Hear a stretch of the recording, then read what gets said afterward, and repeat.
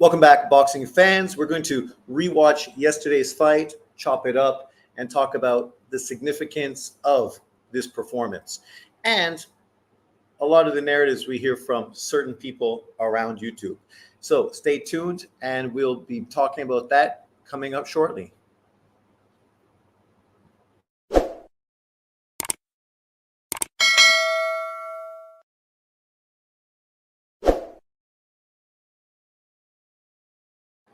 Welcome back, boxing fans. So yesterday, not only did we have a great night of boxing, obviously a fight card from DAZN and a fight card from Top Rank. The Top Rank card had a lot of really good young and up-and-coming prospects on it, all in showcase fights.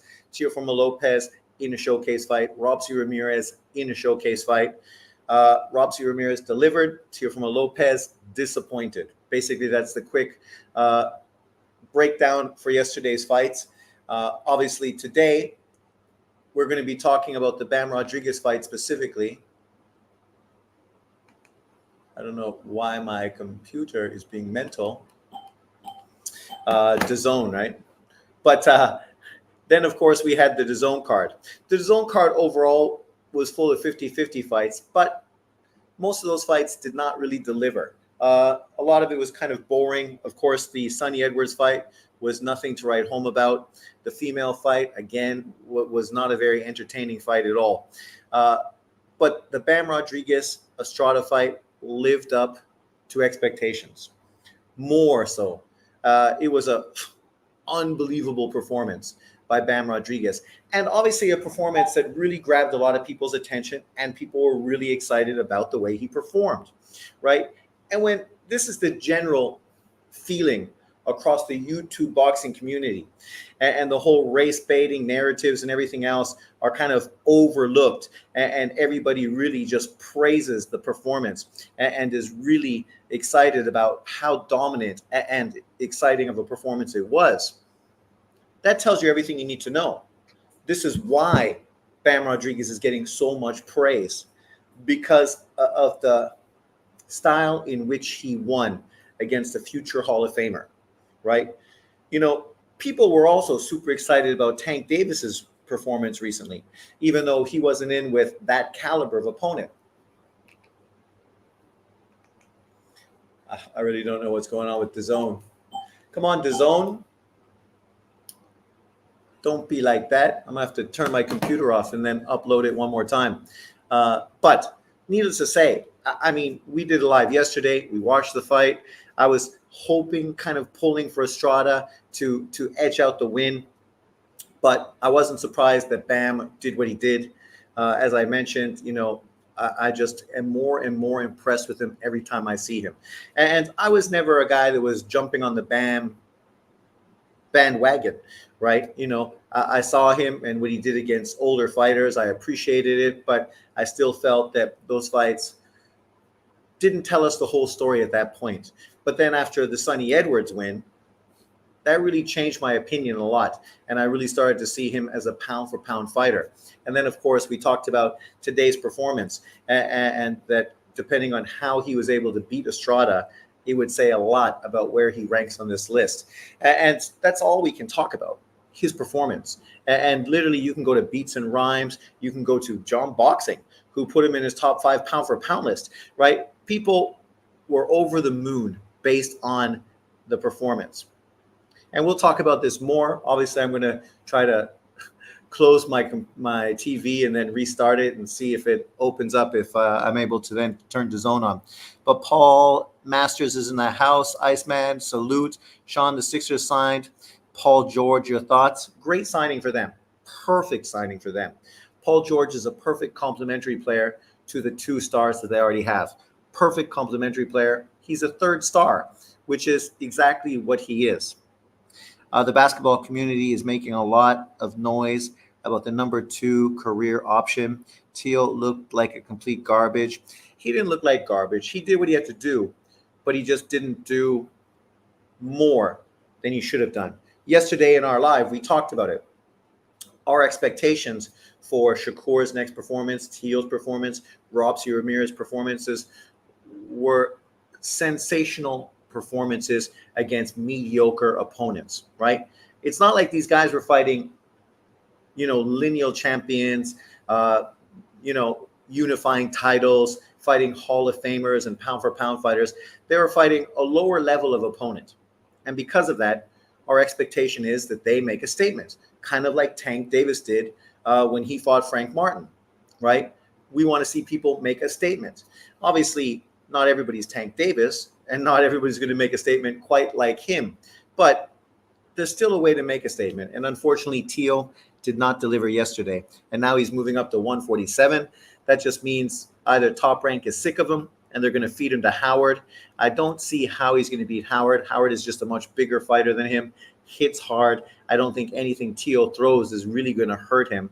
But yet everything Howard throws potentially could fucking destroy Teo. We saw a smaller fighter in George Kambosos beat the shit out of Teofimo Lopez not that long ago. Drunk Irishman's in the house. Bam is a bad man. He is. Teo better stop calling out Bud. Bud would punish Teo. Bam, a snack fighter. He is. Everybody's a snack fighter now, right? Especially East Coasters. Let me just turn this off for a few seconds and see if when I come back it will work better. As I say, I don't have a problem with PEDs in sports, but the reality is, depending on who you support in the sport, you're going to be critical of snack. If your fighter is on snack, then you look past it. If a fighter that you support is fighting a snack fighter, chances are you may point out and be critical of the whole snack system. So, it is what it is. We know exactly what that guy had done previously. Being a Barry Bonds fan, I know exactly what he did. So it is what it is. What the hell is Snack? Snack is a nutritional company that helps boxers train and make sure nutritionally that they are at their optimal performance. That's what it is. But let's see if this DAZN shit's going to work now, and then we'll jump into the fight, break it down again. You guys that got DAZN, you should definitely throw it on and watch along with me, because this is the kind of fight I think really you could watch fucking again and again and again and again and again. Like, this fight does not disappoint, even as an Estrada fan, right? It's impressive. I saw JB today make a video, and he was crying about the fact that people didn't give Devin Haney as much praise as they're giving Bam Rodriguez. And the irony with that is, you got to look at the performances and how people fucking went about doing what they did. What Bam Rodriguez has done has been fucking scintillating, destructive, right? What Devin Haney has been doing, for the most part, has been mediocre, disappointing, boring. The best performance that he's put out, which he did get a lot of praise for, was his performance against Regis Prograis. That was by and far Devin Haney's best performance against an opponent that was perfectly tailor-made for him to look at his best. And he did what he had to do. He looked fucking great against Regis Prograis. And people praised him. He was literally on everybody's pound for pound list after the Regis Prograis fight, even though he was coming off of what was mostly seen as a controversial win against Lomachenko. Hold that thought for a second. So, for me, I don't even know how Devin Haney was brought into this conversation. But this is the problem. Some people want to pigeonhole certain fighters into these pound-for-pound lists, pigeonhole fighters into these kind of positions based on the color of their skin, not based on the opposition they fought, not based on the performance that they've put out. You can say people don't have the same energy, but what are you talking about, don't have the same energy? Black American boxing fans don't appreciate Devin Haney. The most critical people towards Devin Haney have been mostly Black American Tank Davis fans, right? So, by trying to make this into some sort of race conversation, you're fucking just doing the same thing you always did, because you're missing the whole point. The fact that you just put Bam Rodriguez on your pound-for-pound top 5 list is because of the sensational performance he put on. I don't understand how Inouye is not on that list, considering Inouye has more than lived up to expectation. destroying Stephen Fulton, a fighter that was predicted to beat him, school him, and show him why, him being an Asian, he couldn't live up to being a Black American. But, it is what it is. You'd think we get Bam versus Ioka later this year if Ioka wins his next fight. Well, Bam is going to be rematching Estrada, so that is going to be the next fight. Probably the Ioka fight, maybe depending on how quick they could do all this stuff, could be in December for the New Year's Eve show, or probably more likely to be 2025. Sean, I didn't know Taiwan and the U.S. were allies. U.S. allies Taiwan historically. The president that left China obviously was supported by the states to, be against communist China. And obviously up until the 80s, Americans still had military bases in Japan, in Korea, in the Philippines, and in Taiwan. Obviously, they pulled them out after the Reagan era. Paul, it's not so much the product, it's the guy who owns the product, Victor Conte. Fact. Hopefully no Gallo rematch, then Bam versus Ioka can happen sooner. Haney, Shakur are boring. Forget there's a rematch clause. No, the rematch is definitely going to happen. And to be fair, Estrada deserves the rematch. Not only is it a big payday for him, finishing his career, a hard-earned career where he deserves finally to get paid fairly, but this is a guy who's literally revenged every single loss on his career. If he can come back and revenge a loss to Bam Rodriguez, that shit would be fucking legendary. Legendary. And then potentially you could get a trilogy fight between Bam Rodriguez and fucking Francisco Estrada in what could only be compared to some of the best Mexican on Mexican matchups in the history of the sport. But do we expect that? No. We expect that Bam Rodriguez, the fighter who's 10 years younger, in his prime and looking like fucking dynamite, is probably going to destroy Estrada faster and more conclusively in the second fight. Probably. Generally, that's what happens, right? Guys come back in rematches and really put the business on guys. So I would not be surprised if that's exactly what happened in this rematch. But I'm looking forward to it. It's a great rematch. Estrada definitely deserves his opportunity to redeem himself. But as you say, I would also love, why did I just put boxing and all of a sudden you fucking show me baseball? I know I did not click fucking baseball. It's boxing right there, boxing. No baseball. Why are you showing me baseball? There you go, boxing. Like, why the fuck would I click on baseball? Give me a break. How do I find old fights? Where's the old fights? Come on. We just saw the fight last night. Where is it now?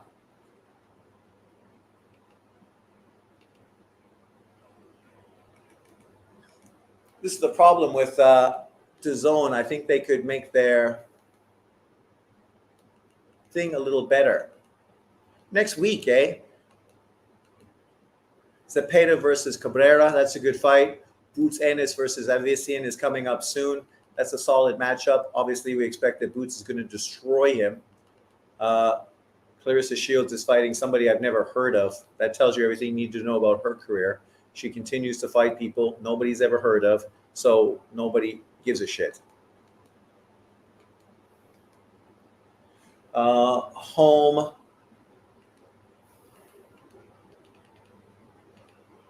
Come on, people. We just watched the fight yesterday. It's there. Where are you? Let's show me. Let's go.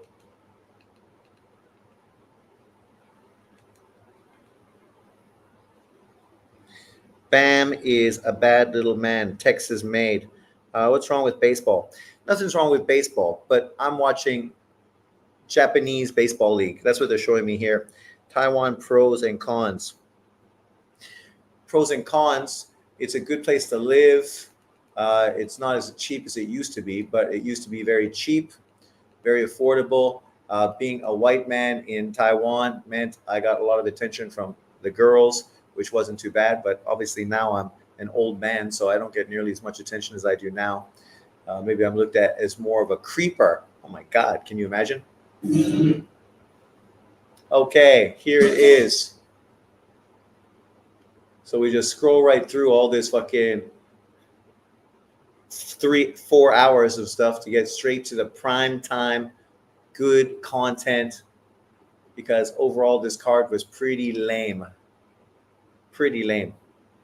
Notice how when Bud fought Avician, he cherry picked. He's fighting a bum. Yet some people don't keep the same energy when Boots fights him. Well, to be fair, I've seen lots of people being critical of Boots fighting him as well. But the reality is David Avician's a solid fighter. He was a solid fighter when Bud Crawford fought him, and he's a solid fighter now. Um, People were acting like the opponent that Boots was supposed to fight, that Canadian dude, was somehow better than David Avician. He ain't better. He hasn't had better wins on his resume. He hasn't been in with higher level of opponents. He's not as good. I think if Avician fought that guy, fucking whatever his face is, Crowley or whatever, Avician would kick his ass.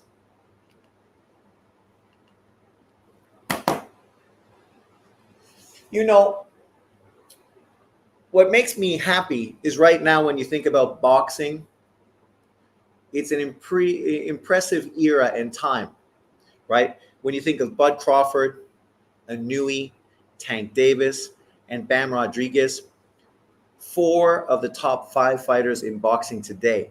Obviously, Usyk is a sensational fighter, but stylistically, he's a little boring. Canelo Alvarez is obviously long in the tooth and past his prime. Bivol looks great. Obviously, we're all looking forward to Bivol Beterbiev to see who is the best light heavyweight in the world. You look at Nakatani, a potential superstar Japanese fighter, who maybe Bam Rodriguez may be facing sometime soon, maybe before Inouye. And then, of course, Lomachenko, who's a living legend. That's my top 10 pound for pound list. And when you look at that, obviously you got the older guys who are going to be moving out soon. And then the new era of young fighters are going to come in. Top Rank, ESPN have been doing a great job of growing and developing these guys. Obviously, next week we get to see Abdullah Mason and Keyshawn Davis, 2 of the best young fighters, specifically at 135 pounds, are going to be fighting on the undercard of Zepeda. Both of those fighters look fantastic. You obviously have Shushu Carrington, who's looking great, and plenty of other great young fighters. So, it's always interesting to see which of these fighters are really going to live up to the expectation. Shakur, great fighter, but stylistically, he can be boring. I don't know if he's going to really develop into a star. I think he's going to be a pound for pound top fighter, but I don't know if he's going to be a star. You have Boots Ennis, who I think inevitably is going to join those other 5 guys or other 4 guys on that top of the list. Obviously, Bud Crawford will be gone soon, and then it'll be Boots, Bam, Inouye, Tank Davis. I mean, that's sensational, right? You got 2 great Black American fighters, 1 welterweight, 1 lightweight, 1 great 122-pound fighter, Japanese, Asian, and then 1 great Mexican-American fighter in Bam Rodriguez. Maybe the best Mexican fighter of all time, right? Like I said yesterday, and maybe it's just caught up in the moment, but I've never seen a Mexican fighter that's been as versatile and overall like as skilled as Bam Rodriguez has been over his last few fights.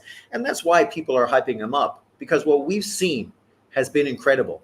I have no doubt that if he fights the winner of Ioka and what's his face, the Argentinian champion, to become a 3-belt unified champion, he's going to kill those guys. I love Ioka, but Ioka is also an old fighter, 35 years of age, right? These older fighters, they're past their best. This is a new fighter's era, and Bam Rodriguez is that new fighter. I don't think people should use Bam's wins against them to shit on those fighters and dismiss their careers, because he's 10 years younger, right? He's literally doing now what we wanted guys like Tank Davis to do: fight the living legends and not wait until they got too old. Obviously, some of them may be too old, but you can't blame him. He fought them as soon as he could. He didn't duck. He didn't dodge. He jumped into those fights and he pushed for them, right? And then you got Tanaka, which I think would be a fun fight. I think he kills Tanaka, but Tanaka's a tough, relentless, come-forward fighter, so that's very entertaining. I just can't wait till Bam moves up to 118 pounds and fights Junto Nakatani. Junto's taller, longer, has some real power. If he catches fucking Bam Rodriguez the way Estrada caught him yesterday, it might be fucking lights out for Bam. It's not going to be a flash knockdown like yesterday. So, that's a whole different ball game. Where are we? Asian women are extremely beautiful. Yes, they are. To make money, you need knockouts. And that's the thing. Why did Deontay Wilder get as much attention in his career? Not because he was a great fighter, not because he had a great resume, not because he was doing legendary things, but because of his sensational one-punch knockouts that got him attention, right? This is the history of boxing. When Golovkin was getting so much attention in the middleweight division, it's because he was running fucking over guys, right? We can criticize his resume, just like we can criticize Tank Davis's resume. But the difference between those guys and some other fighters is they did what they had to do against that level of opposition. They fucking destroyed them, right? Just like Inouye does. That's the difference between a guy like Teofimo Lopez. When he's got an opponent like that in front of him, he disappoints. He fights worse than he does when he fights an elite fighter, which it's hard to build yourself up and make yourself into a superstar if really that's what you're going to be doing. Now you saw WBC want Okolie versus Wilder next at Bridgerweight. Laugh out loud. They're desperate to get a well-known name fighting in that division. They are, for sure. The word great is used so loosely and it doesn't have the feel to it. The word great for Bam Rodriguez, you mean? Bam is the best Mexican fighter of all time to you, Sean. I'm not saying he's the best. What I'm saying is I've never seen another Mexican-American fighter that's stylistically been as well-rounded as he is. He's taken really this American style of boxing and that Mexican style of boxing and merged them together to create what is only described as fucking destructive and entertaining, right? Got a little bit of Lomachenko in him. I mean, he's definitely a new era of Mexican-American boxer. I mean, we talked about comparing him to Ricardo Lopez, Salvador Sanchez. You think about a guy like Fernando Vargas, right? He wasn't the typical fighter either. But those guys were not nearly as smooth, as fast, as powerful, as versatile. They didn't have the footwork he has. They were great fighters, but they were great in what they did. They weren't as well-rounded, I think, is the best way to describe him. But you let me know who you think is better. You think Abdullah Mason is good? He's very green. He hasn't fought anyone. Yeah, but he's a prospect still, right? So at 18, 19 years old, who do you want him to fight? He's still a kid. His next opponent is a good opponent. It's probably the best opponent he's been in with. I think it's a 10-rounder. He needs to start getting put into 10-rounders. 8-rounders, he's not going to. It's the same thing we said with guys yesterday, right? Like Fernando Vargas's kid. You can't continue to put these guys in with bums. You need to put them with good opposition so they can learn. That's the whole point of these kind of fights, learning fights, right?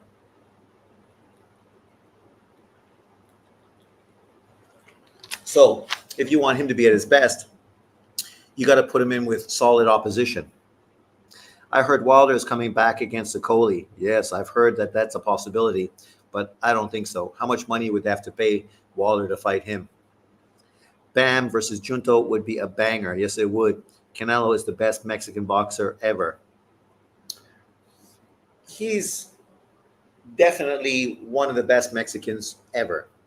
But stylistically, I don't think he's as good as Salvador Sanchez. He's never been as effective as Ricardo Lopez.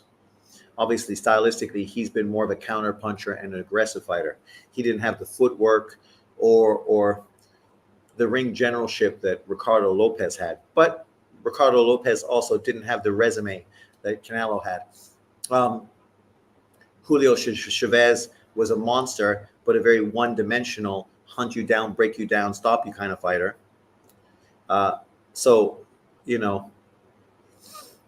Sanchez, Canelo. That's the thing, right? The problem with Sanchez is, unfortunately, he died at 24 years old.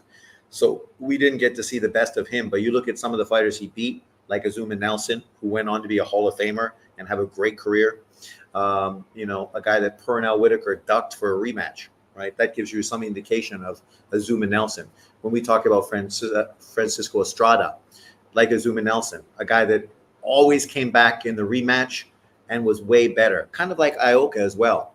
These guys, they learn from being in the ring with you, and then they come back, make adjustments, and they're far more effective the second time around. So they make adjustments, but they don't make adjustments in the ring. Sugar Ray Leonard, Muhammad Ali, right? Some of these other fighters were able to make adjustments on the go, right? You look at all, the perfect example is Leonard versus Hearns. Leonard was the Olympian, the boxer mover, but he was fighting Tommy Hearns, the long guy with a great jab and a piston right hand. Couldn't get past his jab, couldn't get inside range to be effective with his jab and his combination punching. So what did he do? He fucking hunted and stalked Tommy Hearns down and broke him down with aggression and pressure, right? Something that he learned from fighting Duran, right? So, meanwhile, when he fought Duran the second time, what did he do? Boxed, moved, frustrated him because Duran couldn't get close enough to land punches. Able to adjust between fights, but also adjust in the ring. Not many fighters are good enough to do that kind of thing. Does this version of Wilder beat Okoli? Okoli looked really good in his last fight. So I would say, the problem is Okoli's a good fighter, boring, defensive first, long. I think Wilder could be dangerous for 3 rounds, but after that, basically his legs will be shot, and then Okoli will have every opportunity to just fucking take advantage of him, right? He's going to be better footwork, able to move around the ring for 12 rounds at a high level. Like Lawrence Okoli is going to have no problem keeping the distance behind the jab, moving and circling around Deontay Wilder for 12 rounds. Deontay Wilder couldn't fucking chase him down for fucking 6 rounds. Not with his legs. Morales switched southpaw in the 12th round to beat Pacquiao. That's adjustment. Exactly. I'm 100% sure Prime Ray Leonard beats any version of Floyd. I think Floyd would have it really difficult against Duran, Leonard, and Hearns, all for different reasons, obviously. And we don't even have to put him in the position to talk about fighting, obviously, Hagler, because when people were talking about Floyd fighting Golovkin, that was so unfair to have him talk about fighting a middleweight. So we don't need to talk about him fighting Hagler because that would be obviously too unfair. But the reality is, the other 3 kings, they were all lightweights and welterweights, right? Guys that theoretically weren't too big for prime Floyd. Are you ready for a boring fight this weekend? Shakur is going to stink out the joint. The co-main event is okay. Eddie is keep throwing Wilder lobs to fight AJ. Well, I don't think that's what he's doing. I think they're just doing what they do. They understand he still has a name. He's still marketable. But it's nothing to do with Eddie because Lawrence Okoli is not with fucking Matchroom. He's with, what do you call it? That UK promotional thing. So it has nothing to do with his own Matchroom or Eddie Hearn. So don't blame Eddie Hearn for that. But right now we're getting the walkouts for Juan Francisco Estrada. Estrada is a fucking bad man. And I think historically, when you look at this fight, people are just going to see really what a warrior he truly was, because he was game up until the end, right? And he would have just kept fucking fighting until he got fucking chin checked or knocked out like he did. It'll be interesting to see what he does in the rematch. From what somebody told me, I think it was Jag, he said that he didn't jog or run enough, not enough road work. So for the next fight, it seems as if he's going to come in with a lot more road work. So his legs are a lot better. So he can box and move and sort of force Bam to chase him down, cut off the ring, and kind of walk him into shots like the right hand that he dropped him with yesterday. And I think that could be effective for probably the first 3 or 4 rounds. We've seen Bam struggle with fighters when he had to hunt down that used a lot of movement. But I don't think that's going to allow Estrada to win the fight. And I don't think Bam is going to be less prepared than he has been previously. I think he's really getting better fight after fight after fight, confidence wise. I think right now there's probably not another fighter in boxing that's as confident as he is. But he still has some ugly ass fucking tattoos. As I said, I really was curious what all the Mexican fighters were thinking, right, when they were watching this fight. I heard Julio Cesar Chavez was fucking banging the table and was really fucking geared up when he was watching it. Obviously, I'm not Mexican, so I don't watch the Mexican feed of this, but I'm sure some guys do, right? Hey, is that fucking Estrada's kid? Estrada would have been better to fight Ioka in fucking December, right? For unification. That's the kind of fight, really, at this point of his career, that he should have been fighting. Ioka and him, same point of their career, both around 35 years old, both a lot of fucking miles on their radar. Stylistically, that would have been a really good fight. Would have probably went the distance and been very competitive. But now, taking on this young, hungry lion, man, and the funny thing is, people are all hyped up and really fucking hyped up on Bam's performance, but just give it another 2 or 3 days and you'll start seeing the spin, the negativity, the hate, right? Oh, he's getting hyped. Oh, blah, blah, blah. Oh, all the same usual suspects creating a narrative. Because, it wasn't long ago that these guys were saying that Inouye was their favorite fighter. And now Inouye's not even a top 10 pound for pound fighter, right? He's just chasing belts. He's no Devin fucking Haney. It's like, my God, it didn't take long for Devin Haney to get exposed. And I know Ryan Garcia used PEDs, but fucking Devin Haney was still exposed. 20-0, 13 KOs, 24 years old. Obviously, what he's got to look forward to are fights with like rematch Estrada, big fight. Ioka, if he wins the unification fight. Junta Nakatani, and then Inouye. Those literally are the 4 biggest fights available to Bam Rodriguez, right? And obviously, the only one you could really see being a good fight and bringing to Canada, the States, would probably be Inouye. Junta Nakatani, Ioka. Those fights probably should happen in Asia, right? Just to be truthful, that's probably the best thing that could happen. But here we are. We're ready to go.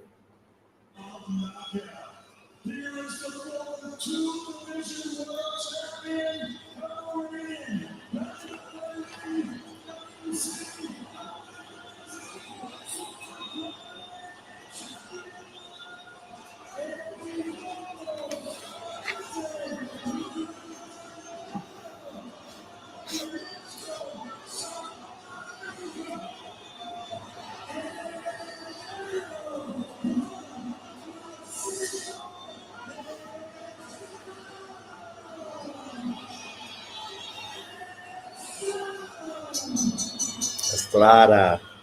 I hope Shakur don't stink it up. I think he is. I don't see Bam versus Inouye ever happening. Why? To be fair, I think Shakur is going to look good, actually great against that fighter, and I hope so. I hope he looks great like he did against that Japanese fighter, because performances matter. Shakur came off of that performance with that Japanese fighter, and people were praising him as one of the top 5 pound-for-pound fighters in boxing. Then he went out, stunk the joint out against De Los Santos. Devin Haney won a controversial fight with Lomachenko, so didn't get a lot of credit, but then got tons of credit for dominating and destroying Regis Prograis. Here we go, round 1.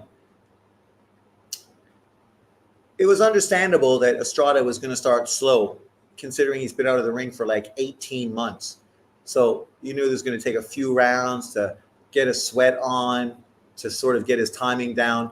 And obviously, Bam is smart. Bam is a quick starter, and he established his jab really quickly off the jump. Does anyone know how long are Bam Rodriguez's arms? They look pretty long, and I think that's really something that really benefits him. On BoxRec, it didn't list his arm length, so I don't really know if it's true or not, or if it's just an illusion. But you look at the way he moves, the rhythm. He controls the distance very well with his feet, and then obviously is throwing a very hard, snappy jab out there, stepping into the jab, moving it from the head, moving it to the body, feinting, and then jumping in with it really hard, and definitely committing to it. So it's definitely a punch that you could counter with like a looping fucking left hand. I know him and Chocolatito sparred, and apparently the sparring was fucking unbelievable, really sensational. Um, I would not mind seeing him fight Roman Gonzalez, but to be fair, Roman's 37 years old. You know, you're getting a fighter that's coming off of not one of his best performances in his third fight, losing to Estrada, a fight that I really did think he lost, and he did look like he slipped quite a bit. He does have a fight scheduled coming up soon, but it's very mediocre kind of opponent fighting back in Nicaragua. So, you know, it might be just like a, you know, sayonara type of fight. I know there was talk, nice uppercut, nice feet, nice angles. I know there was talk about him potentially moving up to bantamweight and trying to get a fight to become a 5-weight world champion, which is historic, right? And obviously there's four Japanese champions right up there right now, and a couple of them, you know, kind of guys that he could potentially beat. And we do know that he is still promoted by Mr. Honda at Tekken Promotion, so that might be something to see happen as well. Oh, that was a nice shot that Estrada landed. A nice short left, catching Bam coming inside. I think Estrada should be using his shoulder a little bit. You know, obviously you're open to that left hand, but you got your hand up to protect it. You're taking away his right, and then trying to throw some uppercuts on the inside to fucking Bam. But Bam is deadly, man. He's dangerous. Fast, precise, explosive. Bam has a 67-inch reach. Is that what it is? 67-inch reach, eh? For that size, that weight class, that's pretty impressive. I mean, that's longer than Lomachenko's reach, right? And I think it's the same length as Tank Davis's reach. Obviously, it must be longer than Inui's reach, probably shorter than, obviously, Junto Nakatani, because Junto is pretty tall. So I think he must have at least like a 69, 70-inch reach. But 66.9, okay, so 67. Shakur owes the boxing world a KO. AJ and Dubois was about to fight in the gloves in the off face-off. Well, that's a great matchup. Very good, very solid fight. I don't know why Carl Froch is making some big back and forth with AJ. That's a quality opponent, quality fight. You know, many people think that Daniel Dubois knocked out fucking Usyk. So you know, you can't ignore that, and the fact that many people were pushing that, acting like, you know, Usyk was given a robbery decision in a fight where he got stopped, and now act like somehow AJ is fighting some no good opponent. That left hand of Bam, right, being a southpaws, man, are fucking killers.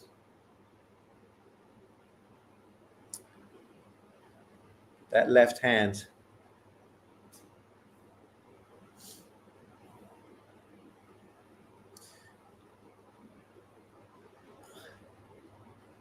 I definitely think Estrada should have been jabbing at that gut, dropping at that gut, so he could drop right hands over the top.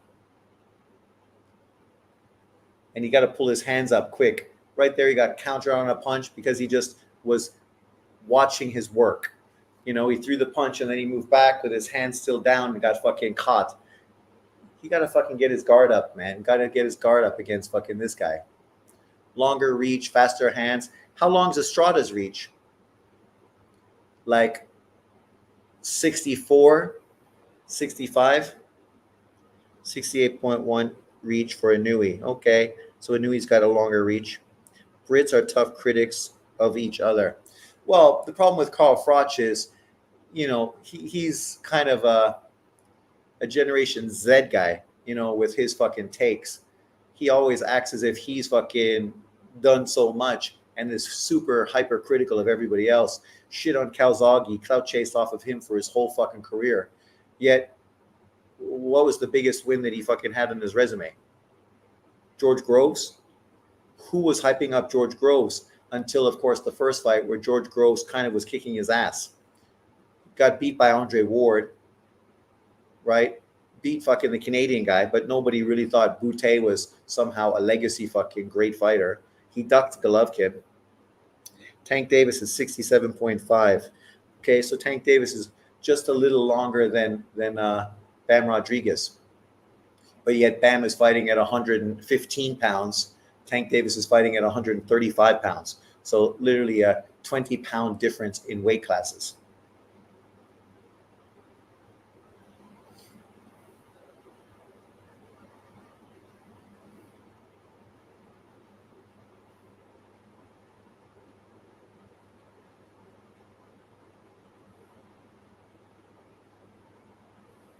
I wonder what Francisco Estrada is thinking the day after, then watching this fight and thinking, you know, now that you're sitting down watching the fight, looking at how it unfolds, looking at how effective he was.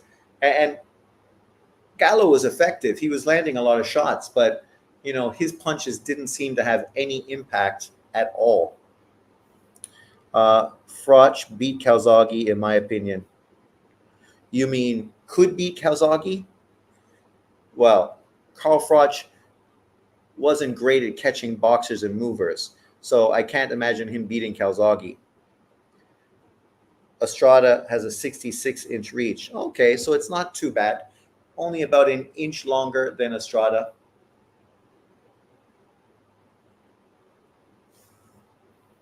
The way his shoulders hang and he's like this, it just looks like his arms are dragging fucking on the ground. So I thought maybe he's got a real fucking long reach advantage, which obviously in these weight divisions is beneficial. Calzaghe, man, you can't hate on him. He did exactly what he had to do. When he did face the top American guys, he fucking embarrassed them. Both fucking Roy Jones and B-Hop. And we can say Roy Jones was shot and past his best, but B-Hop went on to become, I think, a light heavyweight champion afterwards. So obviously he still had a lot more in the gas tank. But the problem with him, he was not good against guys that were volume punchers, especially at that point of his career, which is why he lost to Jermaine Taylor and Dawson.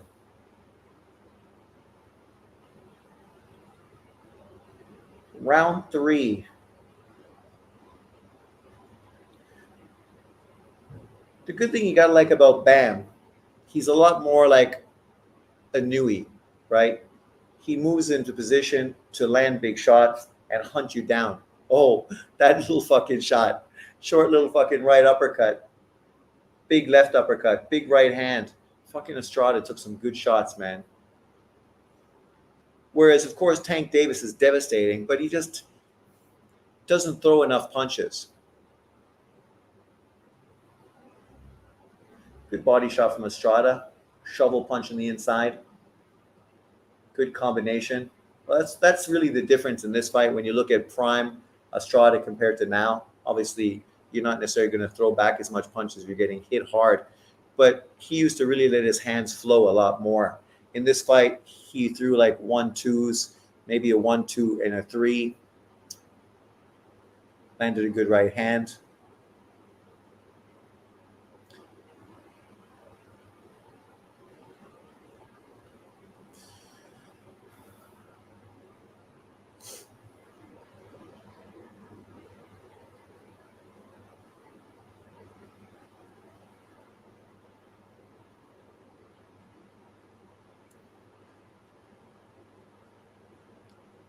Bam is so fucking sharp.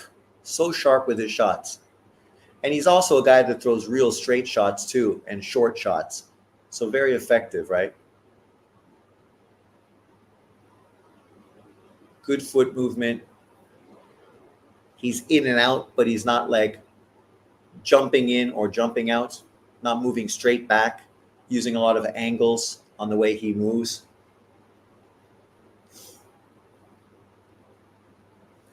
A lot of changing of levels, a lot of waist movement, a lot like prime Canelo Alvarez. I thought B-Hop beat Calzaghe, and I don't like B-Hop. I liked B-Hop when I was a kid, when he used to come out with the two dudes with the fucking axes and the whole outfit and stuff. But stylistically, he was always a bit of a boring fighter to watch. Kind of an old school fighter, kind of like Ward, right? Hard to really be excited about stylistically. He was in quite a few fights that were pretty dry.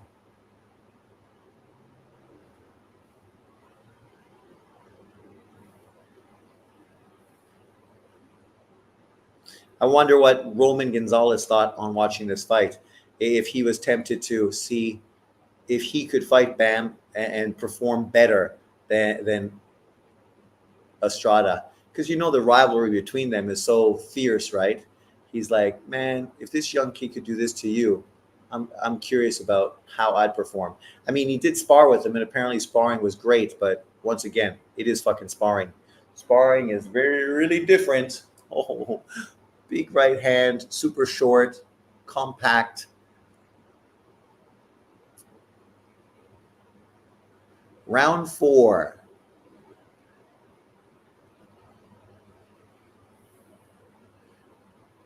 That's the one thing he does a lot like Lomachenko. Slides over to that angle to open up angles for his big left hand.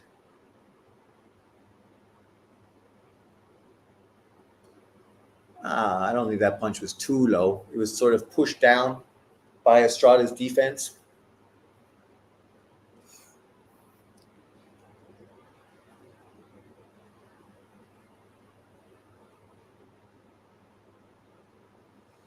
But I think at this point, Estrada is happy to look for any fucking excuse to take a breather. Just to let the pressure fucking die down for a minute. Now we're back at it. 2:24 to go.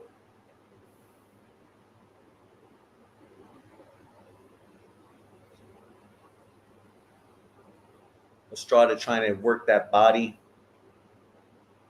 Nice right hand. That was a good shot.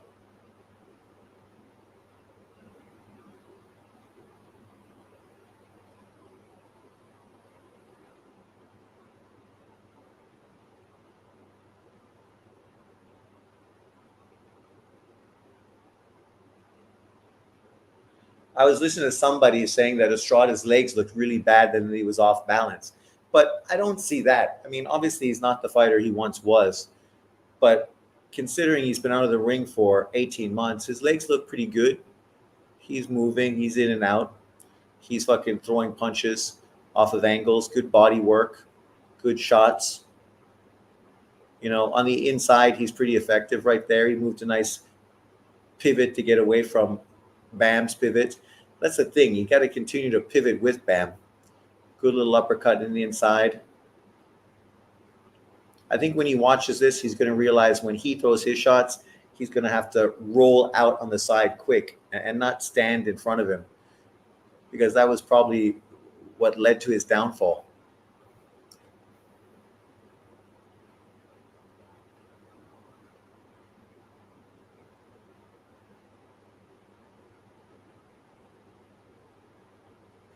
And didn't use his jab very much either, especially when they're at that mid-range distance, where he could have used much more of a up jab and probably been more effective. Wow, that fucking short left hand dropping Estrada in a 4-punch combination. Man. Short, fast, accurate. Jesus. Bam is a bad man, and then leads with the left.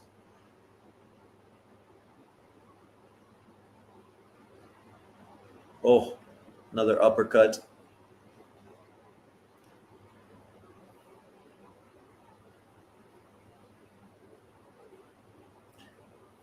Round four. Bam is starting to take over in a big way. Watch their feet when Estrada knocks Bam down. What? Do you think that Bam had his foot stepped on? It was a good angle that Estrada had on him. So I think that's predominantly what happened. But it doesn't matter. I think that kind of knockdown, the reality is, oh, that short uppercut, fucking, and boom, just like boom, quick short shot, uppercut, boom, little jab, boom, right fucking. It's the problem, man. You can't stay in there. You got to roll out. If you're not punching, fucking roll out. Boom. He just took that little step over, fucking had the perfect angle to land that short left hand. Round five.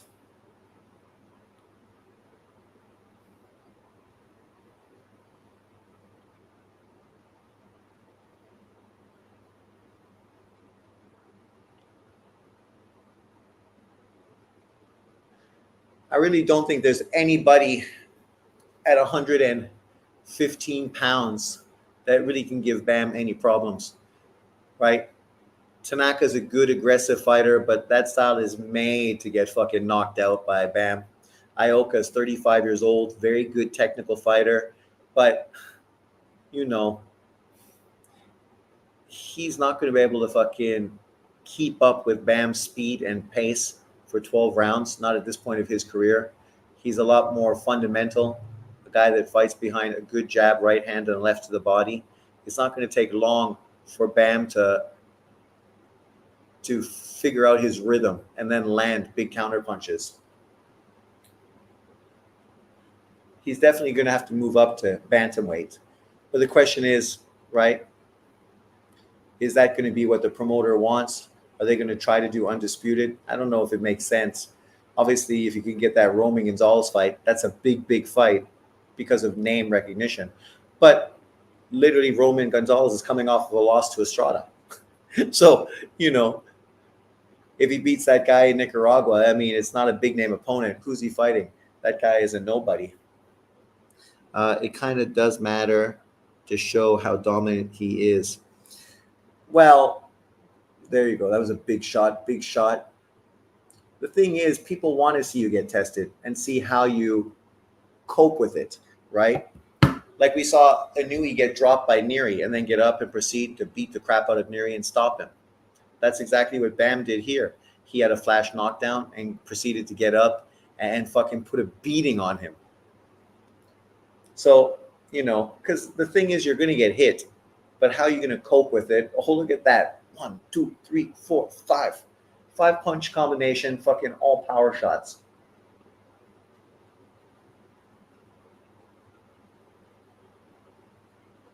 Good, there you go. Put those hands together. Boom. Good straight right. Problem is, if you're not punching Estrada, fucking change your angle. There you go. That was a nice right hand. Estrada landed a lot of good shots. Was very effective at times, but his shots did not really seem to have that much of an impact. And he was hitting them clean too. Problem is, go for all the belts. Can you even do it? Is it even something that's feasible? And you're going to be fighting guys that you probably have to go to Japan to make the fights financially doable, viable. And I don't know if he's going to want to travel because, I think, at this point, they're going to think that he's the A side. I don't need to travel for any of these guys except maybe Inui. But even for Inui, they're going to try to get Inui to come to the States if they fight him.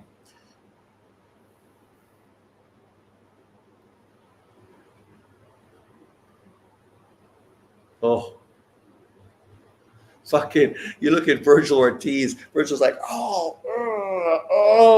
that shit's painful.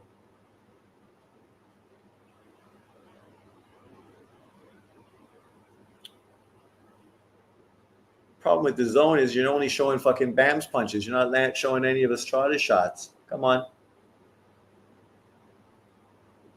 He's got fucking a shitload of Vaseline on his face. He looks like a cake. Here we go. This knockdown's going to come quick.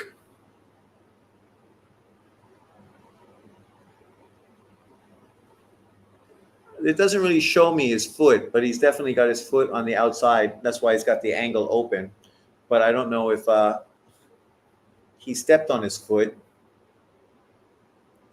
But it don't matter. Right now he's going to come back and put a beating on Estrada for the next 2 minutes. So I think it's a good test for him to get dropped. It's definitely going to show him that, you know, you got to stay focused. Boxing's dangerous. Things not always going to go fucking your way. Apparently on some of the cards, the judges actually had Estrada winning this fight. I don't know if that's true or not, but I heard somebody talking about it and saying that was the situation. So the fix was in.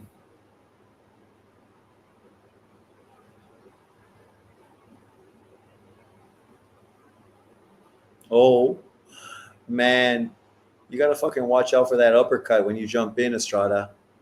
He's just trying to time you. Oh, boom. Fucking.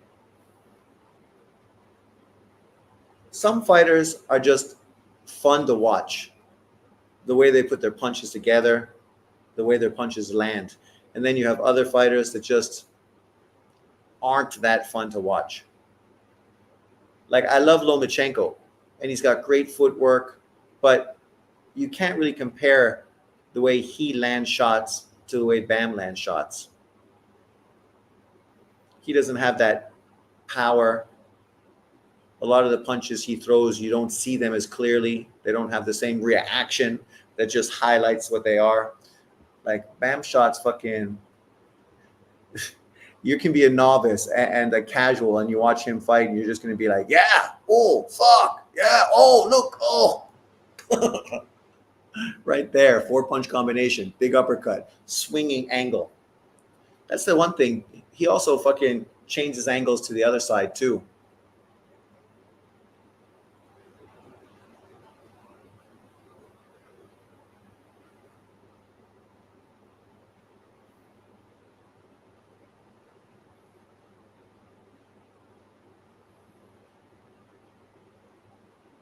Oh.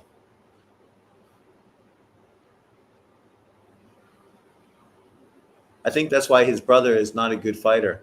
Too busy getting his ass beaten fucking sparring with Bam. You know what drives me crazy? Some of these fucking YouTube fucking casual channels that literally are calling him Bam Bam Rodriguez. Bam Bam. Like fucking the Flintstones character. His name is Bam Rodriguez, people, not Bam Bam. And I know I've done that myself, but, you know, let's fucking be honest. Let's be straight. Might show in slow-mo between rounds. Ah, okay. I'll keep my eyes open.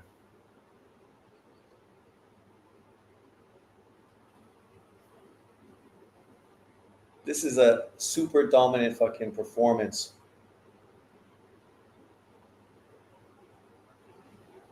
Oh, no, he's fine. I mean, his foot's behind him, but it's because he's got the right angle, which is why he lands that big shot, because he has his foot on the inside, so he's got the straight fucking lane to land that right hand down the middle. So it was just good positioning by Estrada, which is different because generally in this fight, it's been fucking Bam who's had his feet in the right position the majority of fucking the fight, which is why he's beating the piss out of fucking Juan Francisco. So here's the final round, round 7.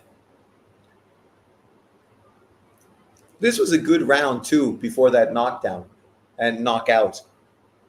Estrada definitely pushed and had some good moments in this round.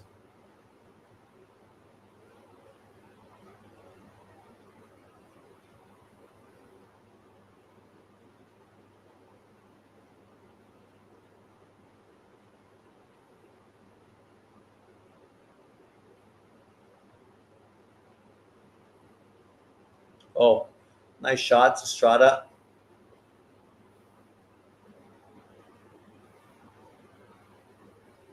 Mm.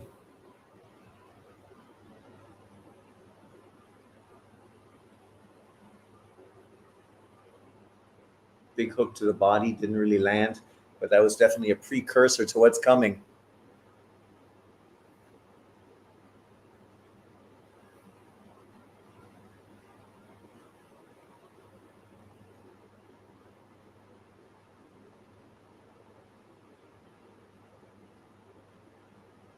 Estrada has good footwork too, even though he's an older fighter at this point of his career. He's no flat-footed fucking Mexican.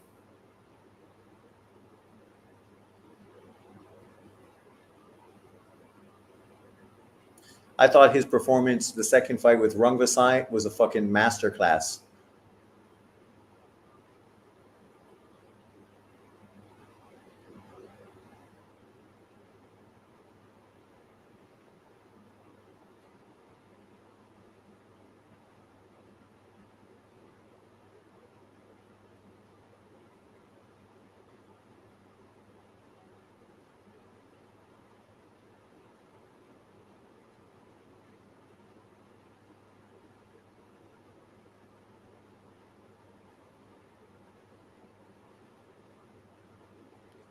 Get off the ropes, son. Get off the ropes. Boom. He's working that body and more now. Nice right hand from Estrada. Straight down the pipe. Short right, but effective.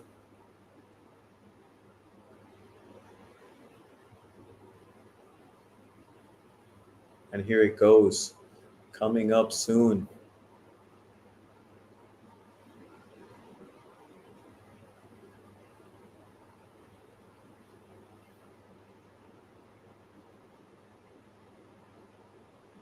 Oh. Oh.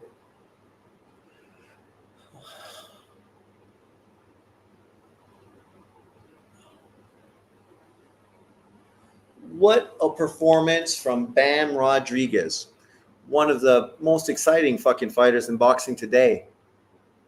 You got to put him right up there with fucking Crawford, Anui, and Tank Davis. I don't know what other fighter is exciting as those three, including Bam. What a fucking performance. What a performance. What a monster. Now, obviously, what we want to see is what this guy's going to do next, right? Obviously, this is going to be important. Who's he going to be fighting next? We know Ioka is going to be fighting Martinez for that WBA IBF title. Obviously, he's going to be rematching Juan Francisco Estrada. Roman Gonzalez is right there at number 2. Roman Gonzalez is number 3. Roman Gonzalez ranked by the WBA and WBC, but not by the WBO or the IBF. And then obviously Kosi Tanaka. But Kosi Tanaka, what's he going to do? Right now, there's no legitimate fighters even in his weight division that's interesting. I would love to see him fight any of these other fighters, but he already got knocked out by Ioka when he first came up to the weight class. Obviously, Fernando Martinez is a great fight, but then let's move up. And now you get to 118 pounds. And that's why I think, it's nice to become undisputed, but is it really necessary? Are you going to get the fights that really are going to make you a star? Or would it make more sense for you to go up and fight a guy like Takumi Inoue, win his WBA title, right? Inoue's brother, where you're going to build up so much attention between a possible fight with you and his brother. And if you move up to 18, now the possibility of Inoue saying, okay, I'm just going to stay at 122. There's no rush for me to move up to 126 because right now the best opponent available is just below me at 118. Actually, 2 super opponents are below me at 118. With Junto Nakatani over there with the WBC title, obviously his next fight is going to be against his mandatory Vincent Astrolobia, right? Takumi Inoue is just coming off of 2 great back-to-back wins. And then, of course, you have Nishida and Take, the 2 young Japanese fighters. Obviously, they're both young fighters. It wouldn't make too much sense to fight either one of them because it wouldn't really help build you up. But you fight Takumi Inui, that's going to fucking obviously build up a great storyline. If you fight him, beat him, and then face Junto Nakatani, and if you're able to beat Junto Nakatani, Jesus Christ. Right now, a star is born if you're able to do that. Because literally you're beating one of the best fighters in lower division boxing, in Junto Nakatani. And now you're really saying that an Inui fight is the fight to be made, right? Definitively. Come on, BoxRec, why are you so mental? Yes, let's switch, man. And why you say all? Active.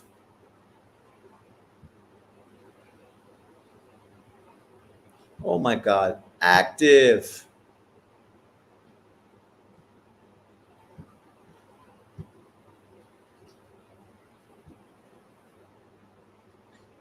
Where are we?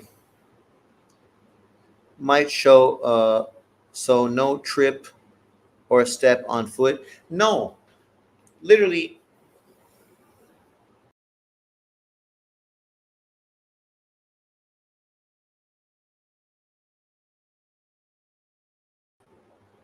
Literally what happened is Estrada is here,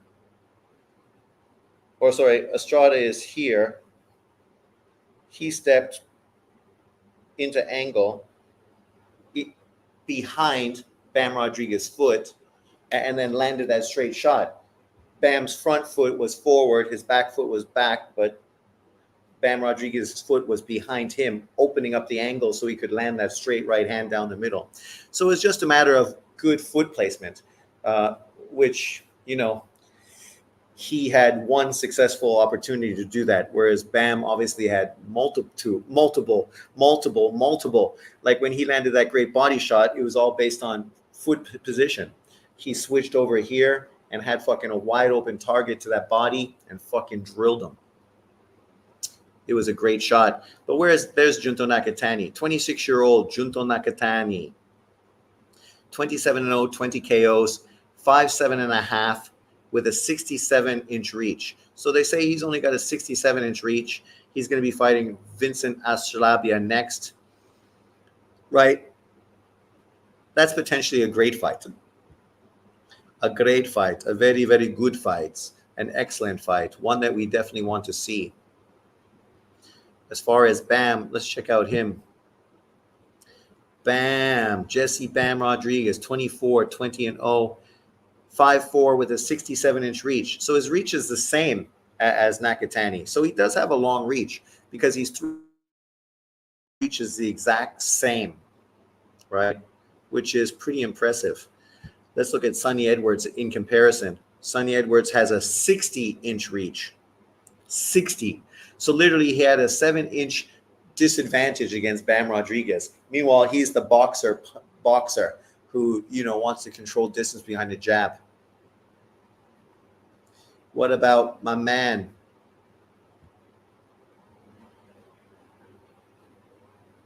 And then, of course, we got the monster.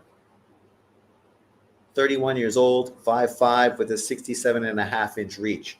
So his reach is a half-inch taller than Nakatani and a half-inch longer than Bam, but he's 2 inches shorter than Nakatani and, maybe an inch taller than Bam Rodriguez. So they're great height for one another. I mean, I really do hope that is the direction that they go to, right? Bam Rodriguez should move to bantamweight after this Estrada rematch, because if you're not going to fight, say, a Roman Gonzalez, understandably you won't, but you beat Estrada for the second time. If you can't get that unification fight with Ioka Fernandez winner, you might as well go up to bantamweight. Try to fight Inui's brother. Huge fight, huge accolade, just because of the connection between the two of you. And you move to 118. Now you're literally one weight class behind fucking the monster. And you have Junto Nakatani in that division waiting for you as well for unification, right? So I do hope that's the direction he goes. I don't see what the point is to stay at 115 if you don't have the kind of opponents that are going to be great names for your career. But thanks everyone for jumping on tonight and rewatching this fantastic fight with me. Obviously, we'll be talking about this weekend's boxing later on this week, maybe tomorrow or the day after. So tune in for that, and we'll be breaking down what's going to happen this weekend.